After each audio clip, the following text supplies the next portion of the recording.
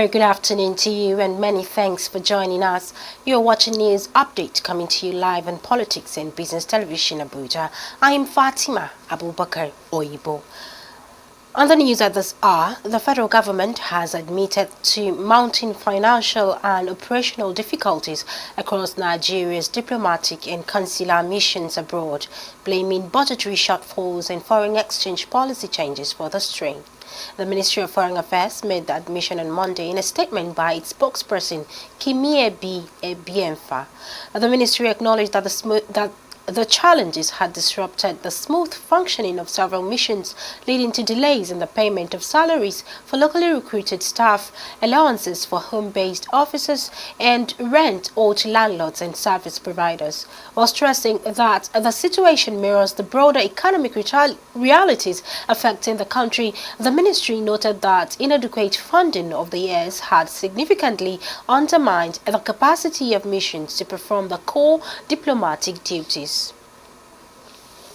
Meanwhile, the federal government has hinted that it may seek the repatriation of Simon Ekpa to Nigeria following his 6-year jail sentence in Finland for terrorism-related offenses. The Pahat Hamer District Court in Finland on Monday sentenced the Nigerian-born Finnish to 6 years in prison for terrorism-related crimes and other offenses. The 40-year-old former municipal politician from Lahti was convicted on multiple charges, including participation in the activities of a terrorist organization, incitement to commit crimes for terrorist purposes, aggravated tax fraud, and violations of the Lawyers Act. The court ordered that Ekpa remained in custody according to the judgment between August 2021 and November 2024. Ekpa attempted to promote the independence of the so-called Biafra region in southeastern Nigeria through illegal means. However, Ekpa denied all the charges against him.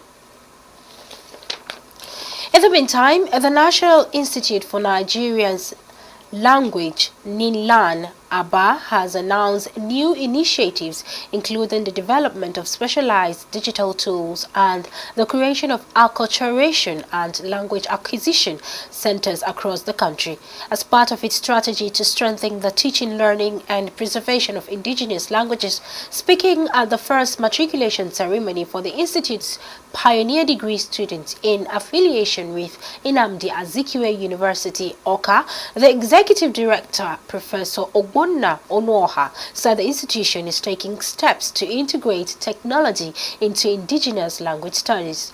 According to him, Ninlan is working with a Chinese technical firm to design customized computer keyboards with indigenous language characters to aid reading, writing, and digital content creation. On business matters, the Nigerian Employers Consultative Association has urged state government to raise civil servants' pay above the current 70,000 naira minimum, stating that rising federal revenues remove the excuse for inaction amid a worsening cost of living. Speaking to the media on Tuesday, the group's Director General Adewale Smart Oyerinde argued that high inflows to the Federation account means states can no longer justify retaining the 70,000 naira wage while citizens struggle with rising food and transport costs. On the foreign scene, Turkey President Recep Tayyip Erdogan on Tuesday urged the United States to revise its decision to deny visas to members of the Palestinian Authority to attend the UN General Assembly this month. A U.S. official on Saturday said the Palestinian Authority President Mahmoud Abbas was among 80 officials from his authority who would be denied visas to attend the UN General Assembly, where France is leading a push to recognize a Palestinian state. The highly unusual decision further aligns President Donald Trump's administration with Israel's government, which is fighting a war against the Palestinian militant group Hamas in Gaza. Israel adamantly rejects call for the creation of a Palestinian state and has sought to lump together the West Bank-based Palestinian Authority with its rival Hamas, which rules Gaza. That will be all for now. I am Fatima Abubakar Oyibo. Do have a lovely day and bye.